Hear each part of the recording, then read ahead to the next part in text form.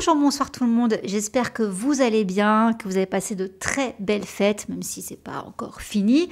En tout cas, j'espère que pour ceux qui fêtent Noël, ça s'est bien passé pour vous. J'espère que vous avez bien mangé, bien profité. Et je suis désolée de vous poster cette vidéo en retard. Je suis désolée, en ce moment c'est un peu compliqué. C'est la période où c'est un peu le feu, quoi. Donc je m'excuse. Mais je vous retrouve quand même, comme promis, même si je suis en retard, avec mes meilleures lectures de l'année. Mon top 2024, donc que je vous fais, ça fait que 2 fois que je le fais. Je l'ai fait l'an dernier et là. Et je me suis rendu compte que j'avais moins de lecture, de gros coups de cœur cette année que j'en ai eu l'an dernier. Mais par contre, j'ai quand même mis des mentions spéciales. C'est pas des coups de cœur, mais on était tellement pas loin que je me suis dit, bon, allez, mention spéciale, cette année, je l'ai fait. Donc, on va commencer avec Twisted Games. C'est le tome 2 d'Anna Huang. Alors par contre, le nom des personnages, veuillez m'excuser, hein, mais pour certains bouquins, je ne me rappelle pas du tout. Mais là, on était avec, je crois, Ryland, je sais plus, et Bridget. Je sais que c'est Bridget. Histoire d'un garde du corps qui protège donc une célèbre, richissime héritière depuis plusieurs années. Donc c'est sa cliente. Et à un moment donné, voilà, elle doit se marier, elle est promise à quelqu'un, si mes souvenirs sont bons, parce que je l'ai lu en tout début d'année, donc ça commence à être un peu confus dans ma tête, il faut que je le relise tellement que je l'aime. Mais enfin bref, je sais qu'il y a quelque chose avec un prétendant, parce que du coup, lui, il va péter un plomb de jalousie, et il va du coup foutre son éthique un petit peu au placard, parce qu'un bodyguard ne sort pas avec sa cliente. Hein. Bon, bah là, il va plus pouvoir se retenir, ils vont avoir une relation ensemble, et... Oh la vache, oh non. Déjà la romance, elle est superbe, mais en plus le spice, pour ceux qui aiment les histoires olé olé, oh punaise, c'est l'un de mes livres favoris. J'ai toujours pas fini cette saga. Il y a que 4 tomes, mais j'en ai lu que 2. Le 1, beaucoup moins quand on lit le 2. Hein. Et d'après ce que j'ai compris, c'est le 2 le meilleur de la saga. Donc forcément, j'allais en parler, quoi. Il est juste trop bien, faut que je me le relise. Et que je poursuive aussi. Donc voilà, Twisted Games. Obligé. Ensuite, Zodiac Academy, quand même, j'étais obligée de le mettre parce que je l'ai découvert cette année, cette saga, qui fait je sais pas combien de tomes, mais je me suis arrêtée au 4. Donc, petit rappel, hein, on est sur 2 jeunes filles, 2 sœurs, qui vivent dans notre monde à nous, et elles sont seules, plus de parents, plus personne. Et un jour, on a un charmant monsieur qui débarque et qui leur dit qu'en fait, c'est pas n'importe qui, quoi. Ce sont des sorcières. Leurs parents, c'était pas non plus n'importe qui. Et que maintenant, la vie humaine parmi les gens lambda, parmi les gueux, c'est terminé. Et qu'elles doivent venir étudier à la Zodiac Academy pour apprendre la magie, etc. Tout ça. Alors, un peu à la Poudlard, on va dire. Elles sont grandes, hein, elles ont 18 ans. Plus âgées que Harry Potter. Hein. Eh oui, parce que c'est quand même une fantaisie, romantécie adulte. Ce charmant monsieur, qui est en fait un professeur, Orion, les embarque. Et là, elles passent des tests pour découvrir c'est quoi exactement leur pouvoir, parce que chacun a un pouvoir spécifique qui est en rapport avec des éléments. Et alors, il y a le feu, l'eau, l'air, feu, eau, air, la terre. Je cherchais, la terre. Il se peut que des sorcières aient 2 éléments dans leur pouvoir, mais les 4, ça n'arrive, je crois que c'est jamais arrivé. Il s'avère que les 2 sœurs ont les 4 éléments dans leur pouvoir. Donc ça en fait des badass de chez badass, des sorcières de fou, quoi. D'accord, donc on démarre là-dessus, et elles vont se faire bully, parce que ce sont donc des héritières du trône, d'où elles sont. Mais il y avait déjà d'autres gars qui ont été mis là en attendant. 4 garçons de 4 puissantes familles, c'est eux, en attendant, qui ont régenté depuis que leurs parents sont morts. Elles ont pensé qu'elles avaient disparu, qu'elles ne reviendraient jamais. Hein. En fait, non, elles étaient dans notre monde à nous, le monde des humains. Maintenant, elles sont de retour. Donc, normalement, le trône leur revient. Sauf qu'elles s'en foutent, déjà pour commencer. Elles connaissent pas la royauté. Elles débarquent, les filles. Elles découvrent tout ça maintenant. On a des pouvoirs, on est des sorcières, on est des héritières. On ne savait pas. Donc, elles sont pas très chaudes pour prendre les rênes d'un royaume. Déjà qu'on apprenne nos pouvoirs, après on verra. Mais les 4 bonhommes vont pas attendre qu'elle se décide, donc ils décident de les bully. Et ils sont dans la même université qu'eux, la Zodiac Academy. Et ils vont leur faire les pires crasses.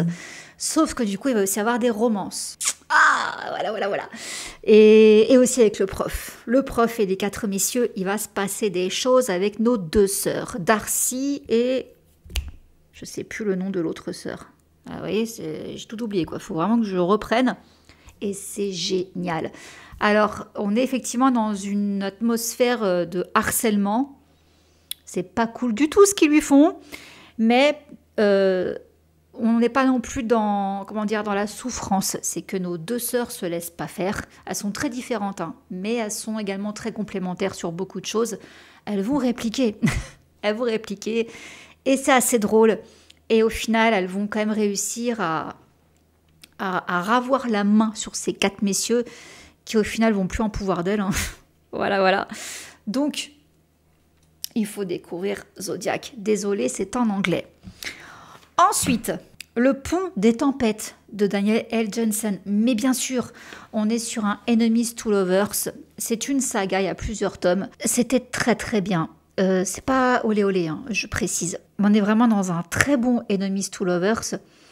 Mais Enemies to Lovers, oui et non finalement. Disons qu'on part sur un Enemies to Lovers. Mais après, les choses évoluent, mais c'est compliqué. En fait, on est dans un monde, c'est la fantaisie, un monde qui n'existe pas. Et on a différents royaumes.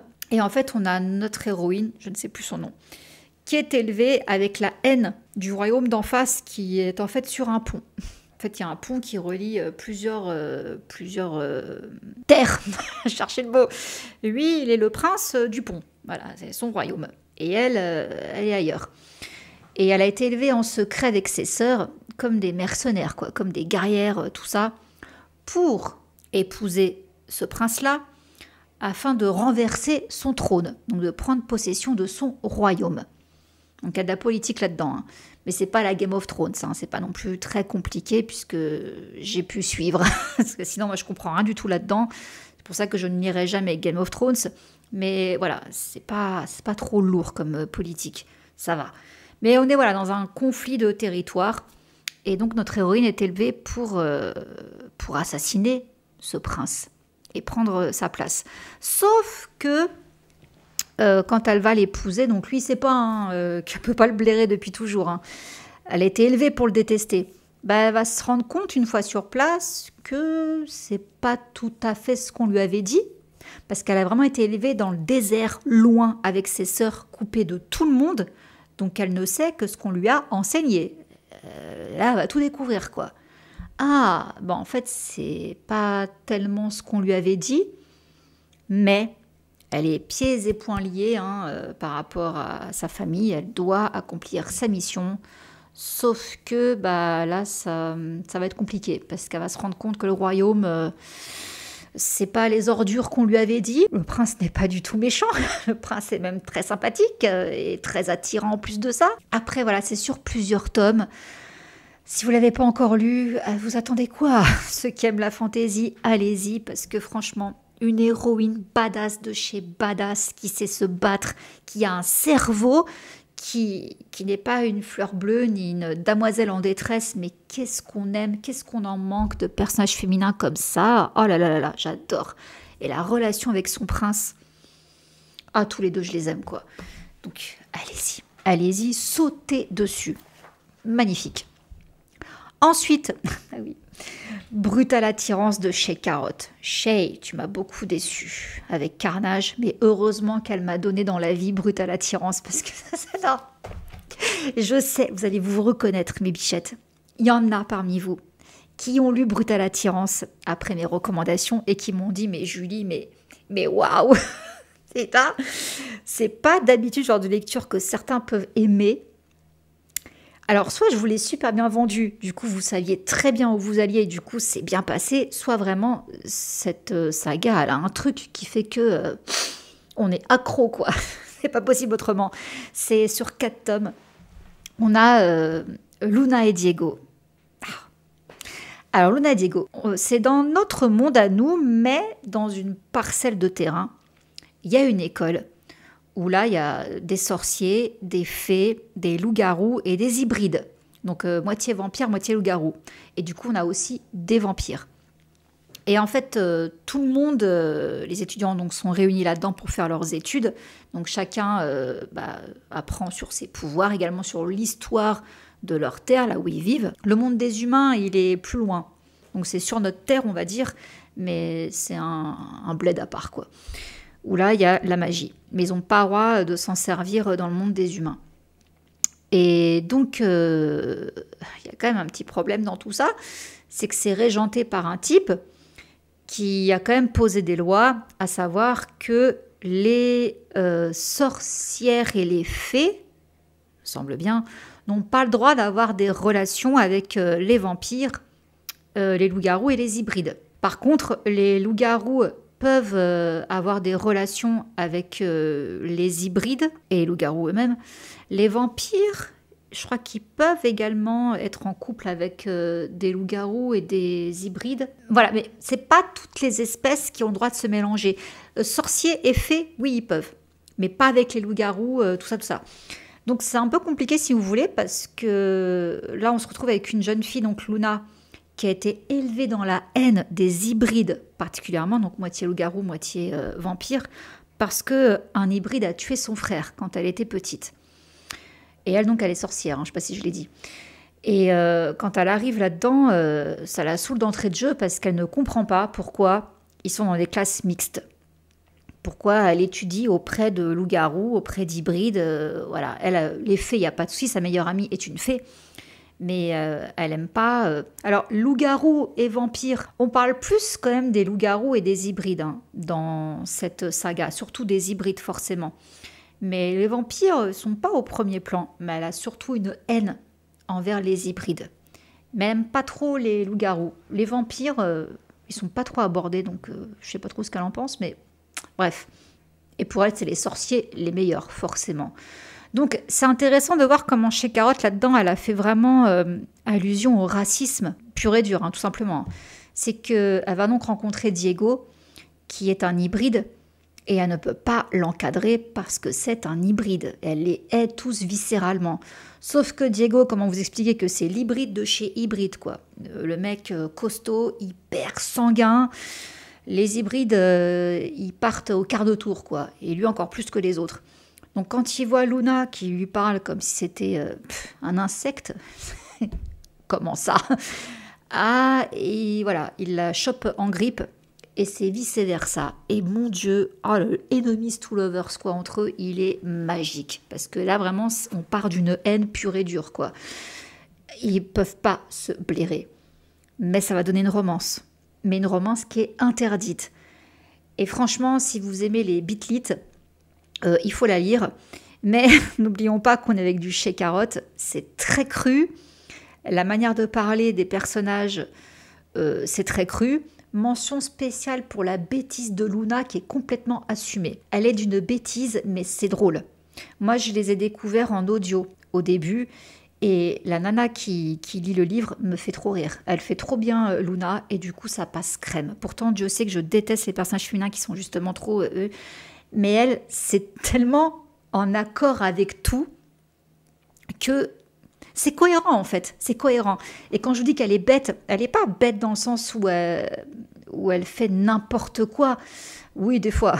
Mais bon, on l'excuse vu l'âge qu'elle a, voilà. Mais c'est pas... Elle m'a pas agacée, donc c'est que c'est très bon signe. Mais c'est juste qu'elle est tellement ignorante des choses intimes que du coup, elle est très bête là-dessus et c'est des barres de rire quand il se passe des choses intimes. Oh mon Dieu, mon Dieu, mon Dieu, mon Dieu.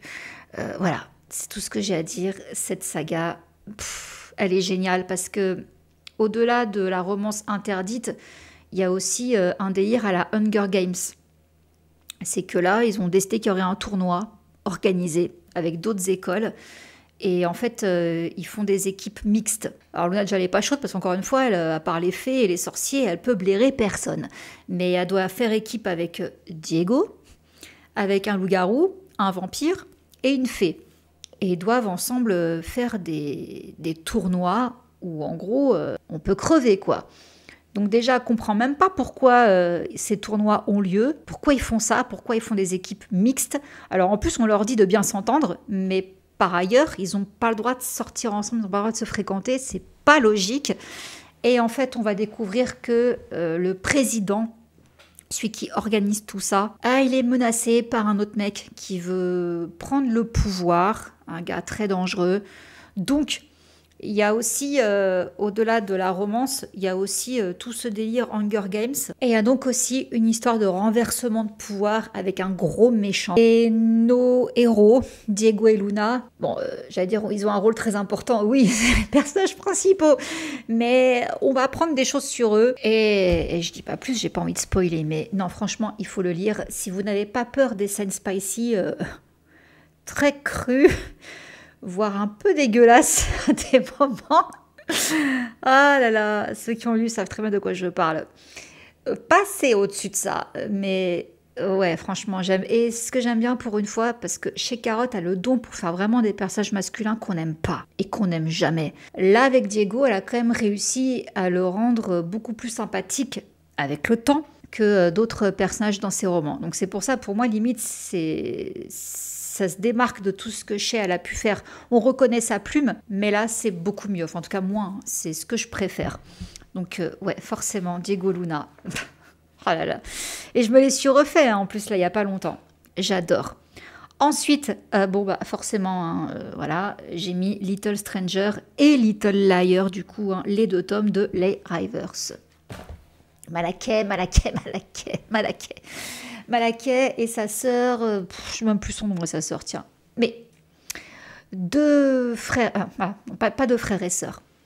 Une fille qui est adoptée par des gens et qui plus tard adopte un petit garçon qui est un peu plus âgé qu'elle. Donc ils vivent ensemble, ils sont élevés en tant que frères et sœurs, mais ils ne le sont pas du tout par le sang. Malakai ne parle pas. Il est pas muet à proprement parler. Disons qu'il a eu un gros traumatisme qui a fait que il est plongé dans le mutisme, donc il ne parle pas. Il pourrait, mais il parle pas. Et en fait, très rapidement, il va jeter son dévolu sur sa petite sœur, donc étant enfant, on va dire que ça va être son petit rayon de soleil, quoi. Mais en grandissant, leurs rapports vont changer à partir de l'adolescence. Ils n'ont pas beaucoup d'écart, hein. Je sais plus, ils ont 2-3 ans d'écart, un truc comme ça, il me semble. Bref, dès qu'elle va commencer à avoir 16 ans, 17 ans, ils vont plus, tous les deux ne vont plus se regarder de la même manière. Mais c'est compliqué, ils sont frères et sœurs. Mais c'est une dark romance, hein, je précise.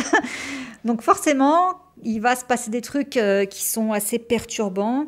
Leur rapport, voilà quoi, on est dans la dark romance, hein, donc c'est pas vanille, vous comprenez. Dans le tome 2, on revoit pas mal de passages du tome 1, et même avant, mais du point de vue de Malakai. Donc là, on en sait plus sur son passé, et il y a certaines scènes donc, de la première partie du tome 1 qu'on voit avec son regard à lui, et après, il y a la suite de l'histoire. Et je ne dis rien, mais Malakai, c'est mon bébé, c'est mon chéri, je l'aime.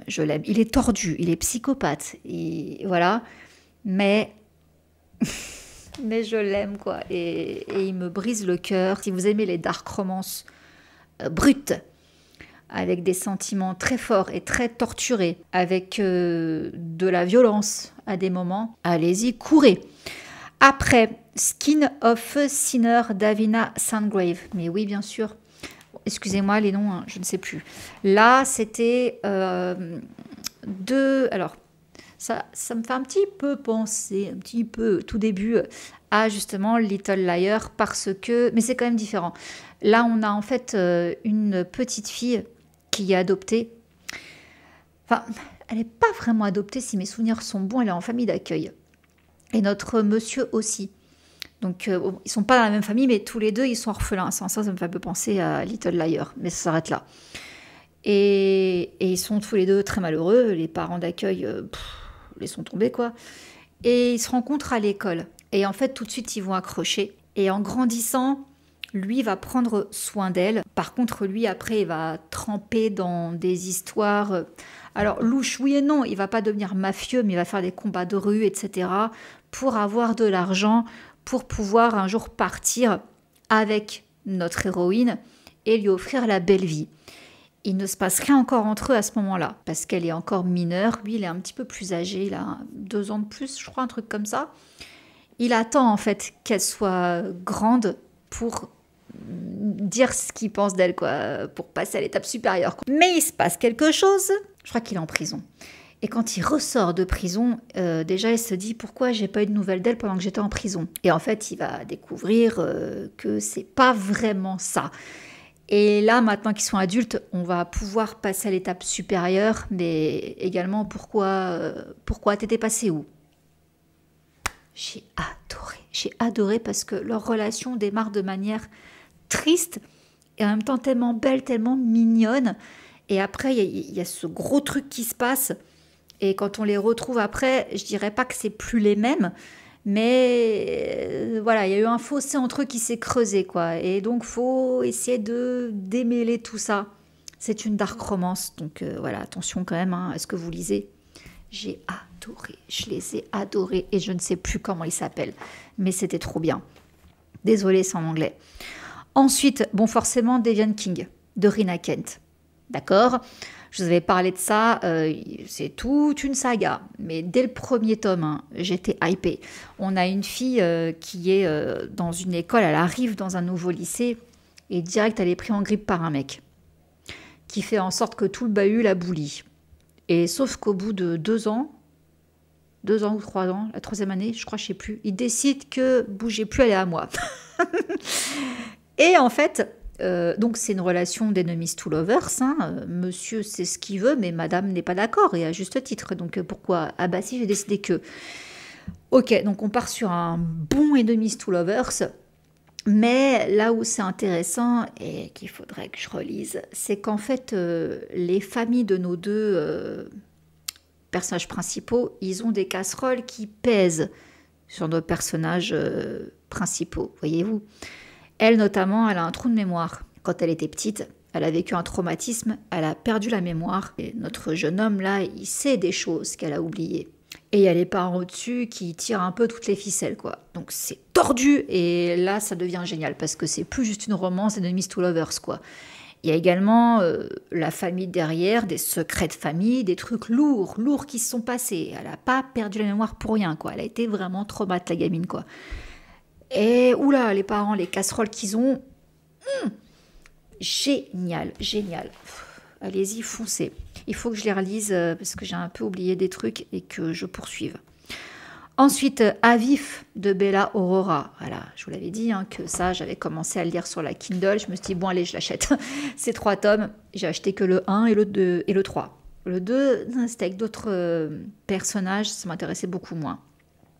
Une dark romance. On a une jeune fille qui tombe un jour sur un mafieux. Alors, elle tombe pas comme ça, hein. Elle est sur le point de se faire agresser, voyez-vous, par un mec. Et lui, il débarque. Il lui sauve la mise. Ok, merci, c'est gentil. Il la ramène chez elle. Et on dirait que le gars, il connaît la baraque par cœur. Ah bah oui, c'est son stalker. Donc, non seulement elle a un stalker, et qui vient lui sauver la mise d'un agresseur, mais tu restes un stalker, quoi. Ça la dérange pas. Elle le sait, en fait, elle l'avait repéré depuis longtemps qu'il la stalkait, mais elle sentait que c'était pas une menace. D'où, mais c'est comme ça. D'où, mais voilà. Et en fait, allons-y, on va essayer de se rapprocher. Qui t'es, tu fais quoi dans la vie, etc., etc. Elle est assistante sociale. Et lui, elle est mafieux, forcément. Et ça donne une relation, oh là là, à des années-lumière de qui ils sont. Elle, c'est la fille toute douce, toute gentille, toute... c'est la fille douce. Et lui, c'est le torturé de service. Mais alors, il va pas bien, mais pas bien du tout. Il n'a pas de très bonnes intentions envers elle. Mais c'est une dark romance qui va très loin parce que ça va sur 3 tomes.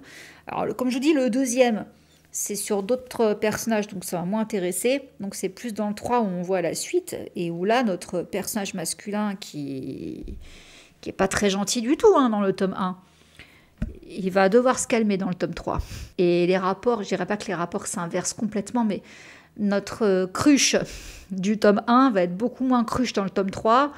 Et notre bad boy qui, oula, on a envie de le fuir, il va devoir se calmer dans le tome 3.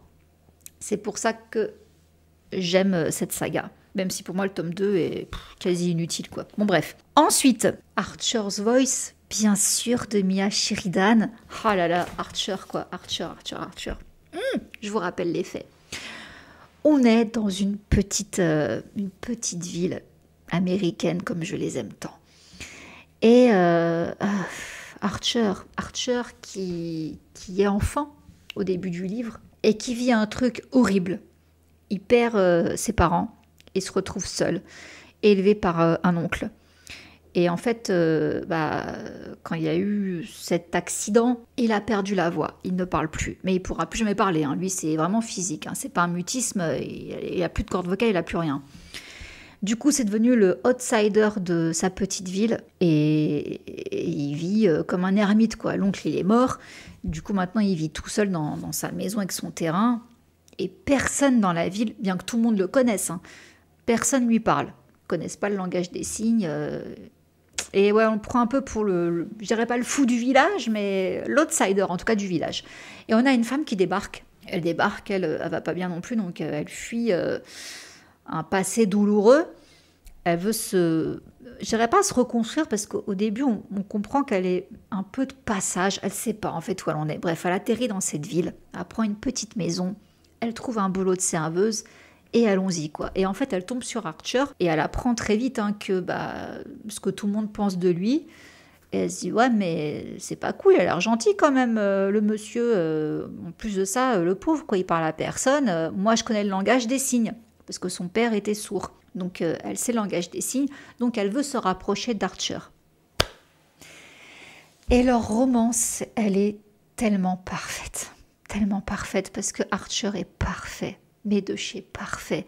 C'est vraiment le gars qui a vécu toute sa vie tout seul. Dès lors où ses parents sont morts quand il était petit, il a vécu seul avec son oncle. Seul. Et son oncle avait des petits problèmes. Donc c'est spécial comment il l'a élevé. Et là, il est tout seul depuis des années. Il vit sur des sous que son oncle lui a laissés. Et il n'a pas d'amis, il n'a personne, il n'a pas d'interaction sociale, quoi. Donc c'est vraiment la seule qui va parler avec lui et qui va s'occuper de lui. Déjà, enlève ta barbe et tes cheveux, là. Qui es-tu réellement, Yeti? Et oh là là, et Archer, il est trop mignon parce que du coup, elle va lui donner le goût de la vie, tout simplement. Et à côté de ça, on va apprendre réellement ce qui s'est passé quand Archer était petit. Parce que les parents, tout ça, machin, voilà, il y a des trucs. Donc, oh là là, je sais pas comment vous expliquer. Ce livre, il est magnifique, il y a une suite avec le cousin, parce qu'Archer a un cousin qui lui parle pas, mais qui, au final, dans le livre, va avoir un rôle. Il y a une suite avec les Chicanos, parce que lui, c'est le shérif de la ville qui est très con, très lourdingue, très con, dans le tome sur Archer. On s'occupe de lui dans un tome qui s'appelle Travis. C'est lui, Travis. Mais Archer, la relation qu'il a, je sais plus comment elle s'appelle, elle. Leur amour est magnifique et Archer me brise le cœur. Tous les deux m'ont brisé le cœur. Ça restera l'un de mes coups de cœur pour la vie, ce livre-là. Ensuite, quand même, Le Royaume des damnés de Kerry Maniscalco. J'en ai parlé il n'y a pas très longtemps. C'est donc une saga. C'est plus une trilogie puisqu'on continue avec les autres frères. On a donc une sorcière qui retrouve sa sœur sorcière morte et qui décide de mener une enquête.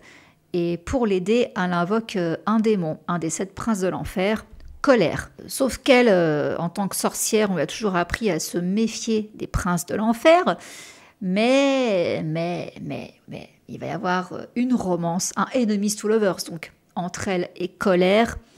Et au fil de sa quête, non seulement on va découvrir des choses sur elle, elle ne sait pas exactement jusqu'où ses pouvoirs y vont, ni d'où elle vient réellement finalement, qui sont ses vrais ancêtres, enfin à elle et à sa sœur jumelle du coup. Donc on va découvrir tout ça, et on va aussi partir en enfer. On va rencontrer les princes de l'enfer.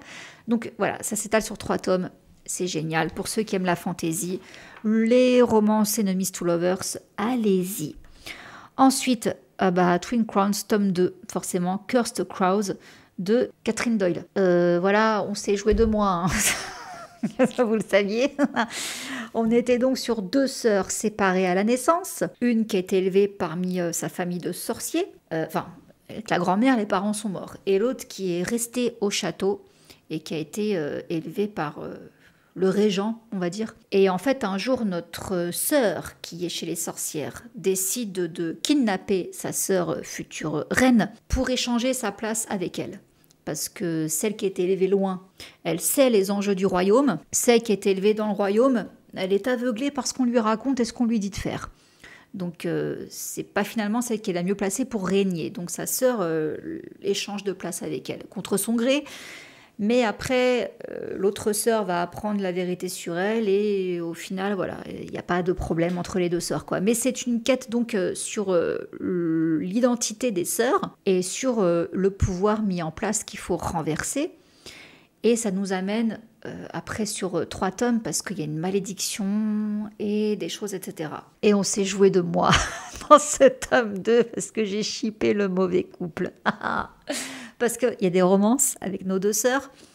Il y en a une qui va tomber amoureuse du meilleur ami de l'autre. Et l'autre va tomber amoureuse d'un garde. Mais il y a un autre personnage qui arrive dans le décor, un prince d'une autre contrée. Du coup, on a un triangle amoureux et j'ai shippé le mauvais couple. J'étais vénère. Donc voilà, je vous les recommande. Si vous aimez les romantécies, c'est pas très épicé, je précise. Tout comme... Alors, le Royaume des damnés, c'est un peu plus épicé à partir du tome 2-3. Ouais, 2 et 3. Le 1, non, pas vraiment. Mais le 2 et le 3, oui. Mais ça va, c'est pas... Il n'y a pas beaucoup. Twin Crowns... Alors, Twin Crowns, je me demande même si c'est pas plutôt du young adulte. Mais ouais, dégoûté d'avoir shippé le mauvais couple. Bref, ensuite, Carnal Urges de J.T. Gessinger. Oh, je vous avais parlé de ça, c'est le tome 2. On avait des mafieux. Dans le tome 1, c'était une fille qui... Bon, je vous la fais courte, elle se retrouve avec un mafieux. Sa meilleure amie était kidnappée par un autre gang de mafieux. Et donc, ce tome 2, c'est sur la meilleure amie qui a été kidnappée et le mafieux qui l'a kidnappée. Je l'ai trop aimé. Et elle, en fait, elle va le rendre dingue. Il n'a pas kidnappé la bonne nana. Déjà, littéralement. Mais en plus, ça va le rendre fou. C'est la fille elle est parmi les gangsters, mais c'est comme si qu'elle était parmi des potes au bistrot, quoi. Elle en a rien à faire qu'il soit dangereux. Elle fait sa vie normale. Et du coup, l'autre, ça le rend dingue. Et ça tombe bien parce que du coup, c'était une fille comme ça qu'il lui fallait. Donc, il va y avoir une romance entre notre fille kidnappée et notre bad boy de mafieux. Mais c'est surtout les rapports entre le gros mafieux, machin, qui en plus est grumpy à souhait. Elle va lui retourner le cerveau et le rendre dingue. C'était trop bien, j'ai adoré. Ensuite, Little Nightmare de Dana Lihan. C'est la suite de Carving for Kara. Je vous en ai parlé de ça aussi, je les ai lus pour Halloween. Carving for Kara, c'était l'année dernière, et là, bon, je l'ai relu aussi, mais du coup, j'ai eu la suite. Je vous avais dit que si Zeid de Meadows avait un petit frère, ce serait notre monsieur dans ce livre, d'accord ? On est sur un gars qui a fait une fixette sur une fille qui est tatoueuse. Lui, en plus, il bosse pour la CIA, mais il a vraiment un très gros grain. Et dans le tome 1, qui était très très court, c'était plus une nouvelle, on voyait son obsession pour elle après qu'il l'ait juste vue dans un café. Il la retrouvait lors d'une soirée Halloween. Il faisait des choses dans un champ de maïs, d'accord ? Et quand il l'a ramenée chez elle, elle découvrait son petit cadeau. Cadeau très particulier, qui nous amenait donc au tome 2 où il la séquestre chez elle, parce qu'elle veut partir loin de lui. Mais non, il la séquestre et il veut faire en sorte qu'elle l'aime. Donc on partait là-dessus et c'était génial. J'ai adoré.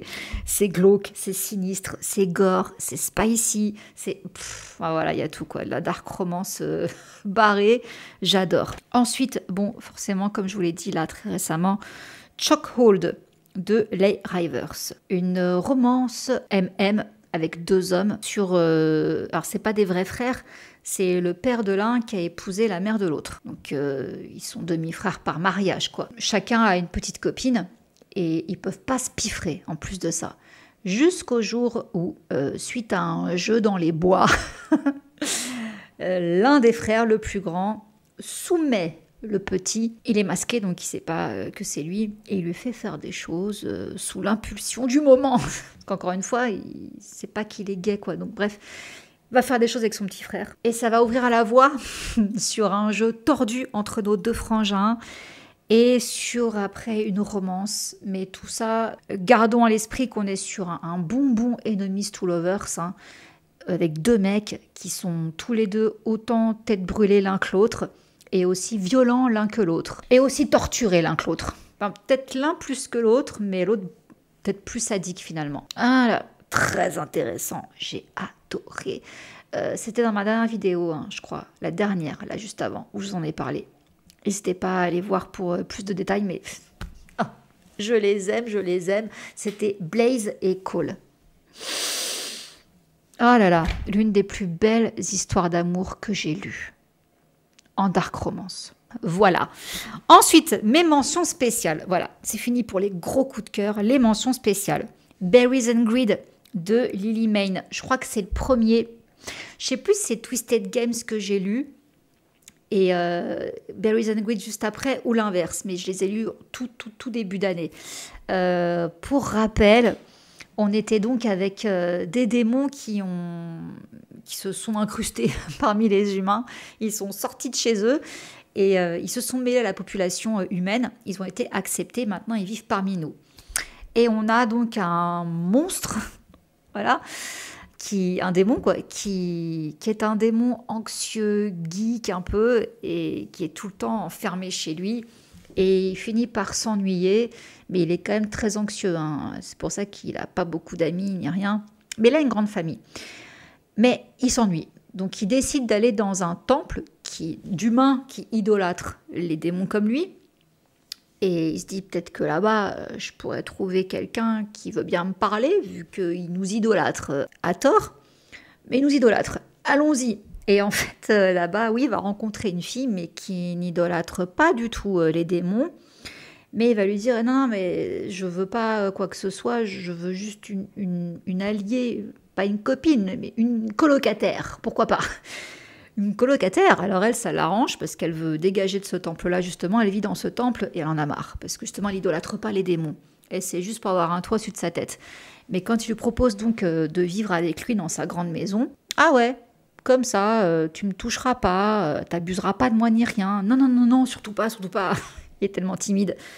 Ok, du coup, ils vont faire la coloc ensemble.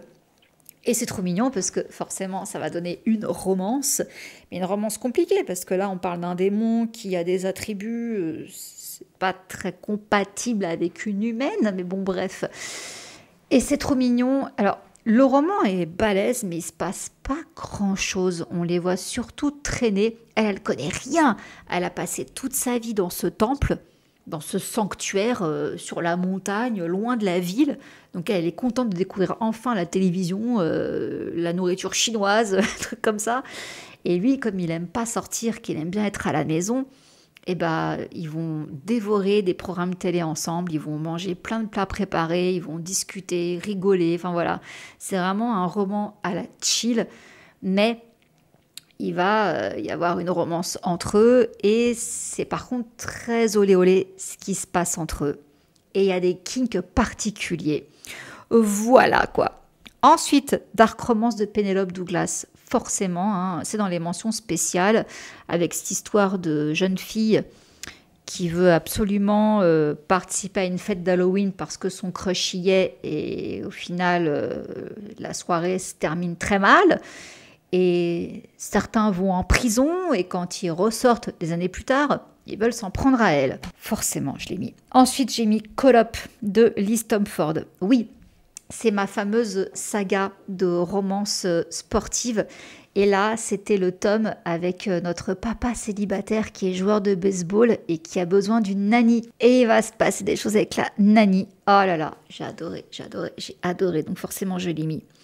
Ensuite, c'est beaucoup moins drôle, Into the Dark de Dana Isali. Oh là là, je sais parler de ce livre qui m'a retourné parce que la fin, mon Dieu. On est sur un serial killer qui un jour stalk une fille, mais bizarrement, elle, il ne la stalke pas pour la tuer. Il va être intrigué par elle. Et elle, c'est une femme qui est tellement, mais tellement en manque d'affection que quand elle va voir qui lui en donne, elle ne va plus le lâcher et elle va être prête à accepter tout. Âme sensible, s'abstenir, hein.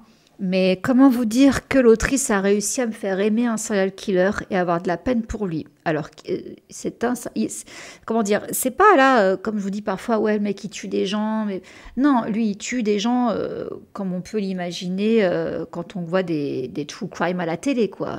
Il tue des gens gratuitement. Alors, on apprend pourquoi il est perturbé, pourquoi il fait ça. Oui, il y a une raison, effectivement, le mec, voilà, mais comme tous les tueurs en série, hein, en tout cas les 3/4. Il y a un truc qui a fait qu'ils ont vrillé. Ok, on le sait. Mais c'est pas excusable, quoi. Tu restes un tueur en série. Mais la romance qui est développée avec cette femme, et elle, comment... Waouh, oh mon Dieu. Et comment tout ça, après, est twisté. Et la fin. D'accord. Dana Isalit a réussi à me faire aimer, avoir de l'empathie pour un serial killer. Il n'y a plus rien qui va, là. Il n'y a plus rien qui va. Mais c'est pour vous dire à quel point, du coup, ce roman est intéressant. Donc, voilà. Mais il m'a mis très mal, hein. J'ai mis du temps à m'en remettre. Ensuite, bon quand même, La maison aux ailes déployées de Harmony West. Mention spéciale parce que ça n'a pas été un gros coup de cœur, mais j'ai bien aimé. D'ailleurs, je n'ai pas fini. Je n'ai pas lu le tome 3. On est sur une femme qui vit dans une ville. C'est pas notre époque, c'est pas notre monde, hein. Et un jour, une voyante lui dit « Il faut que tu libères les corbeaux. Et en libérant les corbeaux, tu pourras épouser ton prince. » Elle est amoureuse d'un prince. Oh, du coup, elle va chercher des corbeaux partout. Et en fait, elle est en train de rassembler les pièces d'un puzzle qui va rouvrir un royaume, si je peux dire ça comme ça. Et dans ce royaume, il y a un prince, un autre, un roi même, je crois. Je sais même plus, il faut que je relise. Et le seigneur des corbeaux, il est intéressant. On va découvrir qu'il y a des royaumes et des peuples qui ont été cachés. Bref, je sais pas comment vous le résumer là, comme ça, tout de go, très vite fait, mais une romantécie avec un peuple de corbeaux, mi-homme, mi-corbeau. C'était pas mal du tout. Ensuite, ah bah oui, quand même. J'ai découvert cette année la saga des canons de Heart's Cove de Liliane Monroe. Je vous en ai parlé, c'est toute une saga sur des quadragénaires. Vous vous souvenez ? Tome 1, on était sur une femme qui débarquait avec sa meilleure amie dans une petite ville, vous savez, la petite ville américaine à la Dixie Hart, là, Zoé Hart, la série, avec, comment elle s'appelle déjà ? Rachel Bilson ? Non. Si ? Rachel Bilson, je crois. Newport Beach, avec elle. Ce genre de petite ville, d'accord ? Et elles sont divorcées, célibataires, et boum, chacune va rencontrer un mec de 40 ans également. Et à chaque fois, c'est une histoire d'amour. Et c'est ça sur tous les tomes, c'est que sur des gens qui sont dans la quarantaine. Et comment vous dire que les gens dans les romans qui ont passé les 30-35 ans, ça devient rare. Donc moi, dès qu'on passe la barre des 30, voire même des 35, je me dis ok, merci, parce qu'on se sent un peu seul au bout d'un moment, quoi. Donc ça fait plaisir de voir des personnages plus matures et pas que des gens de 19-20 ans. Donc voilà, c'est pour ça que j'ai noté quand même cette saga que j'aime beaucoup. Et ensuite, ah oui, Les liens du destin de Ghibli, je vous en ai parlé. Cette histoire de personnages qui ont plusieurs âmes sœurs et qui doivent du coup être avec eux et se lier avec eux parce que leur lien intérieur doit être lié. J'en ai beaucoup parlé dans ma dernière vidéo parce que c'était un recap des 5 premiers tomes que j'ai lus. Des 4 premiers. Donc je vous ai fait un recap des 4 tomes. Allez voir parce que là, comme ça, je peux pas résumer. Mais c'est très très bien. Ensuite, Tall, Royal and Grumpy de Nila Monroe. Mais bien sûr, Prince Kay et Esmeralda. Je suis en train de lire le tome 2. Tall, Royal, Hater. On n'est pas encore fin décembre. Je rajoute le tome 2 pas dans les mentions spéciales, mais dans les coups de cœur de l'année. Mais je vais pas vous le résumer là, parce que je vous en parlerai dans mon prochain point lecture, mais oui, il fait aussi partie de mes préférés. Gros chouchou, il est 1000 fois mieux que Tall, Royal and Grumpy. Là, on était sur une princesse et un prince qui se rencontrent. Et au début, lui, il est grumpy, hein, comme son nom l'indique. Et elle, en fait, elle est amoureuse de lui depuis des années. Ça fait 7 ans qu'elle en peut plus de lui. Et là, elle se retrouve dans son château, parce que c'est des princes, alors chacun a son royaume, hein, mais des fois, il y a des événements qui font qu'ils vont vivre chez l'autre, ils vont séjourner chez l'autre quelque temps pour des événements royaux, princiers. Et là, donc, elle est en séjour chez lui. Et elle veut se rapprocher de lui, mais monsieur est grumpy. Bref, finalement, romance entre eux, et monsieur a un délire particulier au lit. Et voilà, quoi. Et là, dans le tome 2, c'est avec sa meilleure amie à elle, à Esmeralda, et son garde du corps, Chériard. Et elle s'appelle, c'est dingue, je suis en train de le lire, Maria. J'ai beaucoup de mal avec les prénoms, hein. Donc sa meilleure amie, c'est Maria. On voit dans le tome 1 hein, que les deux peuvent pas se piffrer. Sa meilleure amie et son garde du corps. Ils peuvent pas se piffrer. Donc là, on est dans un Enemies to Lovers, mais comment vous dire? Ça fait longtemps que j'avais pas lu un aussi bon Enemies to Lovers, mais waouh, j'en suis même pas à la moitié. J'ai déjà lu une scène olé olé. Ah d'accord, ouf, là elle a monté en piment l'autrice, mais c'était très gentillet. À côté le tome 1, il est gentillet, ça va, niveau spice, ça va. Là, non seulement il y en a plus, mais plus hard. Et pourtant les couvertures sont toutes mignonnes. Voilà, pour vous dire, je vous fais le résumé la semaine prochaine, même si déjà j'en ai dit beaucoup. Favori de l'année, d'accord? Lui, il est dans les mentions spéciales, le premier. Et après, j'ai mis aussi une mention spéciale pour Butcher and Blackbird de Bryn Weaver, ce fameux couple de serial killer qui fait un concours chaque année et qui, au final, voilà, ça donne une romance. Oui, je l'ai mis dedans. Et voilà donc, les amis, pour mes meilleures lectures de l'année. Rien que d'en reparler, en fait, là, ça m'a donné un shoot de dopamine, parce que c'est toutes mes meilleures lectures de l'année, quoi. Donc forcément, là, rien que de vous en parler, j'ai envie de toutes les relire. Mais oh là, c'est vraiment, hein, je vous dis, je fais des découvertes des fois qui restent imprimées dans ma chair et j'arrive pas à décrocher, quoi. Je les relis régulièrement. Et là, par contre, je vous cache pas hein, que j'ai pas pu lire pendant 2 semaines. Beaucoup de boulot.